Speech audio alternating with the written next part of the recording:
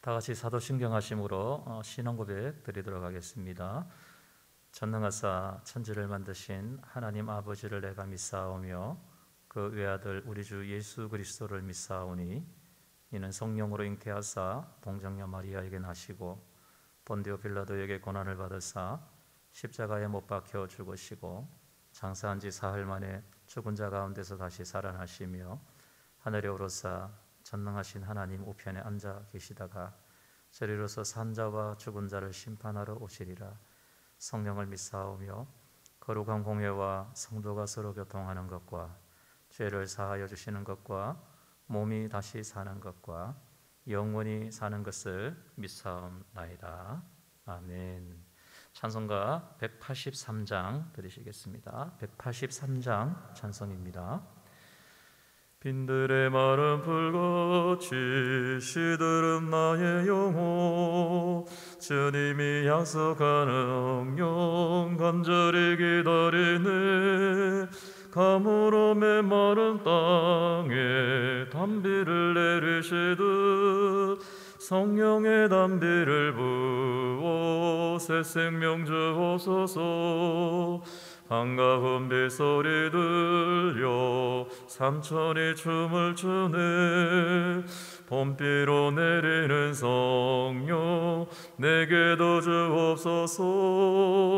가물어 메마른 땅에 담비를 내리시듯 성령의 담비를 부어 새 생명 주옵소서.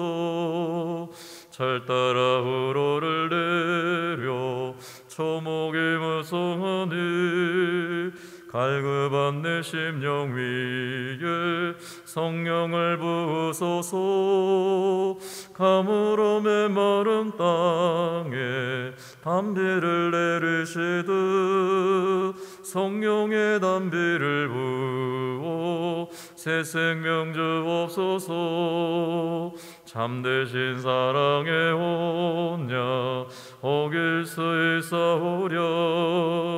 오늘의 흡족하는 해 주실 줄 믿습니다. 가물어 메마른 땅에 담비를 내리시듯 성령의 담비를 부어 새 생명 주옵소서. 아멘. 오늘 주실 하나님의 말씀은 시편 42편입니다. 시편 42편 구약성경 832쪽입니다. 시편 42편 1절에서 11절까지 말씀을 우리 같이 합독하시겠습니다. 하나님이여 사슴이 시냇물을 찾기에 갈급한 같이 내 영혼이 주를 찾기에 갈급하니이다. 내 영혼이 하나님 곧 살아계시는 하나님을 갈망하나니 내가 어느 때에 나아가서 하나님의 얼굴을 배울까. 사람들이 종일 내게 하는 말이 내 하나님이 어디 있느냐 하오니 내 눈물이 주야로 내 음식이 되었도다.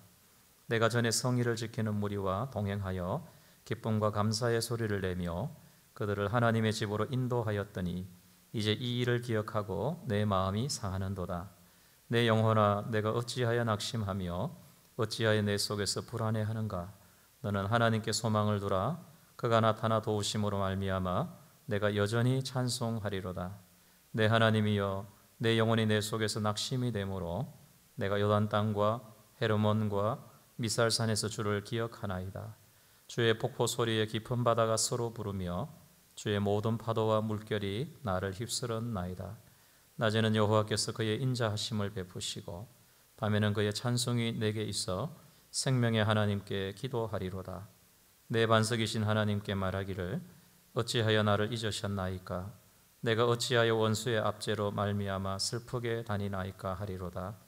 내 뼈를 찌르는 칼같이 내 대적이 나를 비방하여 늘 내게 말하기를 내 하나님이 어디 있느냐 하도다. 내 영혼아 내가 어찌하여 낙심하며 어찌하여 내 속에서 불안해하는가. 너는 하나님께 소망을 두라. 나는 그가 나타나 도우심으로 말미암아 내 하나님을 여전히 찬송하리로다. 아멘. 다윗은 역대상 6장에 보면은 이 고라의 자손들, 특별히 해만을 중심으로 고라의 자손들을 특별히 뽑아서 그들을 구별해서 하나님의 성전에서 찬송하는 그 임무를 전임으로 감당하도록 했습니다. 이 하나님을 찬송하는 일이 얼마나 복되고 귀한 일입니까? 이 고라의 후손들은 이 하나님을 찬송하는 이 귀한 일들을 자자손손 대대로 섬길 수 있는 복을 받은 자들입니다. 그런데 오늘 본문에 보니까 이 고라 자손, 찬송하는 자손들, 하나님을 예배를 돕는 이들의 사역에 어떤 문제가 생긴 것 같습니다. 역사적으로 보면은 이 찬양대를 조직했던 또 예배를 정비했던 이 다윗 사후 약 50여 년이 지났던 때, 솔로몬의 40년이 지나고 또 르호보암 시대입니다. 우리가 잘 알다시피 그때에 남북 이스라엘 유다가 분단이 됩니다. 그래서 북쪽 이스라엘과 남유다로 분리가 되는데 그 시대의 배경을 가지고 있는 것 같습니다. 그 시대 북이스라엘의 지도자는 여로보암이었습니다. 근데 그가 10지파를 데리고 북이스라엘의 지도자가 되었는데 가만히 보니까 이 남북이 갈라졌음에도 불구하고 이 백성들이 시절이 되면은 또 절기가 되면은 남유다 예루살렘에 있는 성전을 향하여 가는 것입니다. 가만히 보니까 이렇게 하다가는 나라를 다 빼앗길 것 같으니까 여로보암이 아주 교묘한 수를 씁니다. 우리가 잘 알다시피 단과 베델에 금송아지 신상을 세워놓고 그게 하나님이다 하면서 거기에 사람들이 와서 예배를 드리지 다시는 예루살렘 남유다로 가지 말라고 국경을 봉쇄해 버린 것입니다. 아마 그 사건을 계기로 이 북이스라엘 쪽에 넘어가 있었던 이 고라 자손들 중에 하나님을 찬송하는 이 무리들이 이 국경의 봉쇄됨으로 인하여서 그들이 더 이상 예루살렘 하나님의 성전에 와서 예배드리고 찬양하지 못하는 일이 발생하게 된 것입니다. 알다시피 이 북쪽 이스라엘에 있는 단과 베델에 있는 그 금송아지는 진짜 하나님이 아닙니다. 그것은 애굽에 섬기던 우상이요 가짜 신이었습니다. 하나님을 가장 가까이에서 성령의 충만함으로 하나님을 찬송하고 예배하던 그 무리들이 그런 영적인 기근과 영적인 그 가뭄 가운데서 얼마나 애통해하고 절박하겠습니까? 그래서 오늘 이 본문 1절에 보니까 하나님이여 사슴이 시냇 물을 찾기에 갈급함 같이 내 영혼이 여호와를 주를 찾기에 갈급하니이다.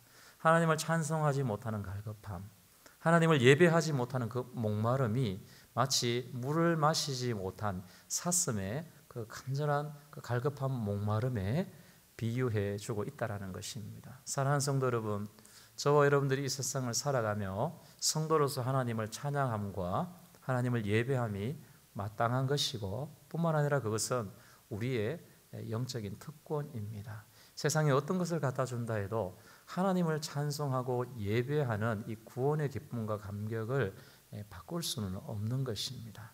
그렇다고 본다면은 오늘 저와 여러분들의 찬송과 예배를 가로막는 그 어떤 장애물이 혹시 없습니까?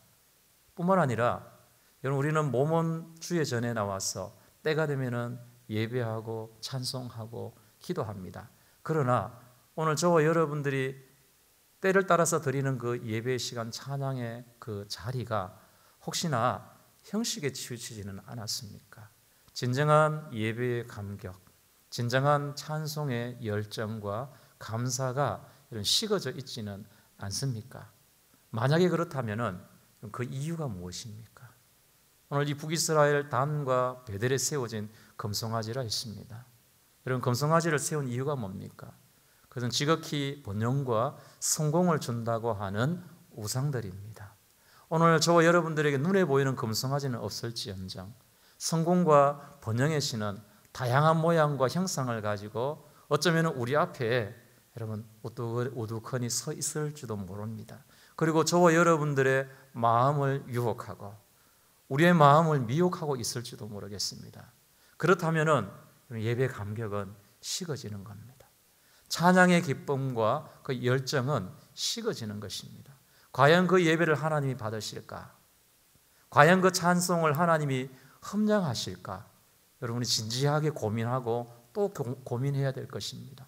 현대판 성공과 번영의 신은요, 어쩌면 옛날 눈에 보이는 금송아지 그 시대보다도 훨씬 더 집요하고 더 치밀하고 더 위험하다는 사실을 저와 여러분들은 잊어서는 안 될 것입니다. 사단 마귀가 얼마나 교묘한지 우리가 알지 않습니까? 악한 마귀는 할 수만 있으면은 믿는 자들도 미혹하려고 하는데 모든 사람들이 끌릴 수밖에 없는 성공과 번영의 우상 앞에 여러분 우리가 서서는 안 된다는 사실을 우리에게 이 말씀은 가르쳐주고 있습니다.